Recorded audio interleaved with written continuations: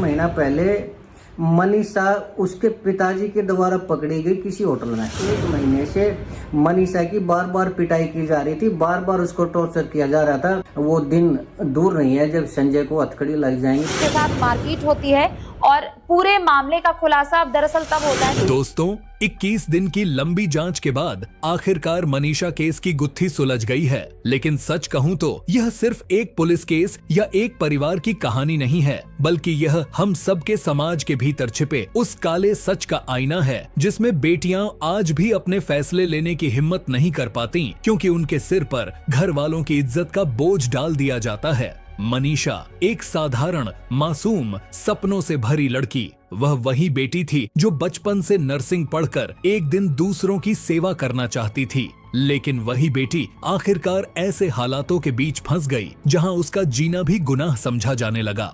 11 अगस्त का दिन घर से निकली तो माँ पिता को यही बताया कि वह नर्सिंग कॉलेज जा रही है। माता पिता ने भी यही समझा कि रोज की तरह बेटी पढ़ाई के लिए गई है। लेकिन यह कोई साधारण दिन नहीं था। यह वही दिन था जब मनीषा ने अपनी जिंदगी से हार मानकर एक खतरनाक फैसला ले लिया। 13 अगस्त की सुबह खेत में उसकी लाश मिली। उसके चेहरे और गले को देखकर आसपास के लोग दहशत में आ गए। किसी ने कहा कि लड़की की हत्या की गई है, किसी ने कहा उसे तेजाब से जला दिया गया है, किसी ने ये अफवाह फैलाया कि उसके अंग निकाल लिए गए हैं। गांव से शहर तक लोग सड़कों पर उतर आए। सोशल मीडिया गुस्से से भर गया और राजनीति चमकाने वालों ने इसे मुद्दा बना लिया। लेकिन धीरे धीरे जब जांच आगे बढ़ी तो जो सच सामने आया वह किसी को भी भीतर तक हिला देने वाला था। दोस्तों, अगर आप पहली बार हमारे चैनल पर आए हैं तो सबसे पहले चैनल को सब्सक्राइब करें और वीडियो को लाइक करना बिल्कुल मत भूलिएगा, क्योंकि ऐसे ही सच हम आपके सामने लाते रहते हैं। अब कहानी की असली शुरुआत पर लौटते हैं। यह सब हुआ था 10 जुलाई को। उस दिन मनीषा घर से निकली और बोला कि वह सिंघानी जा रही है, लेकिन असलियत यह थी कि वह भाडाड़ा गई थी, जहां उसका सामना अपने ही क्लासमेट से हुआ। वह वही लड़का था जो उसके साथ कक्षा 7 से पढ़ा था। दोनों की दोस्ती धीरे धीरे प्यार में बदल गई थी। उस दिन दोनों मिले, लेकिन घर लौटते समय पिता के सवालों ने उसकी दुनिया बदल दी। पिता ने पूछा, कहां से आ रही है, सिंघानी गई थी या भाडाड़ा? उस एक सवाल ने उसकी जिंदगी का पूरा राज खोल दिया। घर पहुंचते ही पूछताछ शुरू हो गई। पिता का गुस्सा फूटा और जब चचेरी बहन ने यह कह दिया कि मनीषा का किसी लड़के से प्रेम संबंध है तो जैसे आग में घी डल गया। पिता ने तुरंत उसका फोन छीन लिया। पासवर्ड खुला और जैसे ही चैट्स स्क्रीन पर आईं, घर वालों की रात भर की नींद उड़ गई। उन चैट्स में सब कुछ साफ था। 5 साल से चल रहा प्रेम, भावनाएं, मिलना जुलना और शादी की बातें। ये देखकर परिवार के लोग अंदर तक डर गए। उन्हें लगा कि अब इज्जत मिट्टी में मिल जाएगी। रिश्तेदार क्या कहेंगे, गांव में क्या बदनामी होगी। इसी इज्जत और समाज के डर ने मनीषा पर पहाड़ बनकर गिरना शुरू कर दिया। घर में उस दिन खूब झगड़ा हुआ।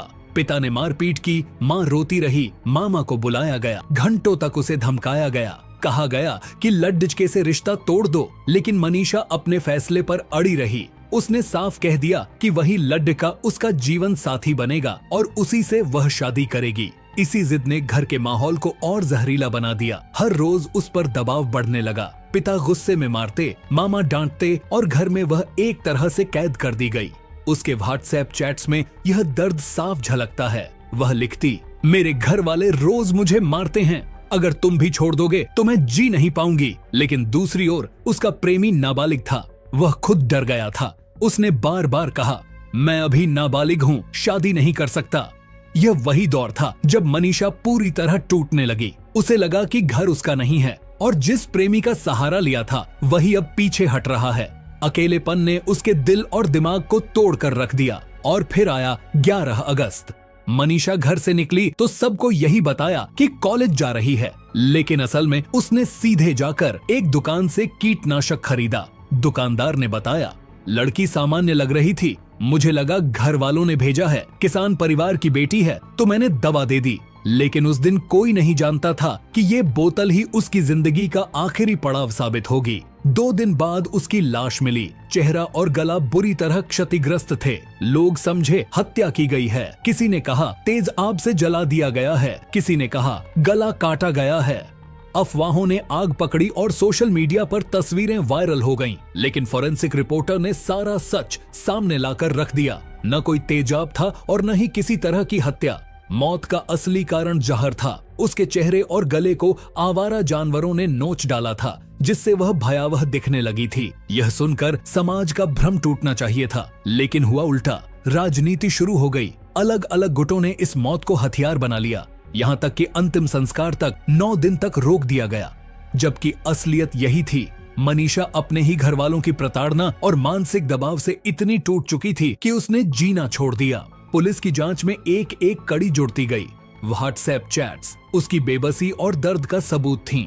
दुकानदार का बयान कि दवा उसी ने खरीदी थी, कॉल डिटेल्स जिसने हर दिन की बातचीत का सच बताया, और आखिरकार सुसाइड नोट जिसमें उसने अपनी पीड़ा लिखी थी।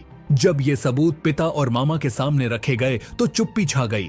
वही पिता जो बेटी की इज्जत के नाम पर मार कुटाई कर रहे थे, अब कानून के सामने खड़े थे। वही मामा जिसने उसे धमकाया था, अब खुद पर लगे आरोप से बच नहीं पा रहा था। और फिर सवाल खड़ा हुआ, क्या यह मौत महज आत्महत्या थी या यह हत्या जैसी मजबूरी थी? दोस्तों, अगर गौर से देखें तो यह एक पिता और मामा की निर्ममता की कहानी है। वह लड़की जिसने जन्म से लेकर हर खुशी अपने घर वालों को दी, आखिरकार उनके ही हाथों से टूट गई। अब सच सबके सामने है। जांच एजेंसियां पिता और मामा तक पहुंच चुकी हैं और अब उनसे बचने का कोई रास्ता नहीं है। लेकिन सवाल तो फिर भी बड़ा है, क्या माता पिता को अधिकार है कि वे अपनी बच्ची को केवल समाज की बदनामी के डर से इतना प्रताड़ित करें कि वह जीना छोड़ दे? क्या समाज की इज्जत किसी बेटी की जान से बड़ी हो सकती है? और क्या राजनीति को यह अधिकार है कि किसी की दर्दनाक मौत को अपने फायदे के लिए इस्तेमाल करे? मनीषा की मौत सिर्फ एक केस नहीं है, यह हम सबको सोचने पर मजबूर करती है। उसने परिवार से लड़ाई लड़ी, समाज से लड़ी, लेकिन अंदर से इतनी टूट गई कि आखिरकार मौत को गले लगा लिया। दोस्तों, जरा सोचिए और कमेंट में बताएं कि अगर उस दिन घर वालों ने उससे प्यार से बात की होती, उसे समझाया होता या उसका साथ दिया होता, तो क्या आज उसकी जिंदगी नहीं बच सकती थी? अगर वह लड़का उसे सहारा देता, उसका साथ निभाता, तो क्या मनीषा इतनी कमजोर पड़ती? और सबसे बड़ा सवाल, अगर समाज में आज भी हम इज्जत को बेटियों की खुशी से ऊपर समझते रहेंगे, तो कितनी और मनीषाएं इसी तरह जान देती रहेंगी? और अपनी राय हमें कमेंट बॉक्स में बताएं और चैनल को सब्सक्राइब जरूर करें। तो मैं मिलता हूँ आपसे अगले वीडियो में, तब तक आप अपने ख्याल रखिए। धन्यवाद।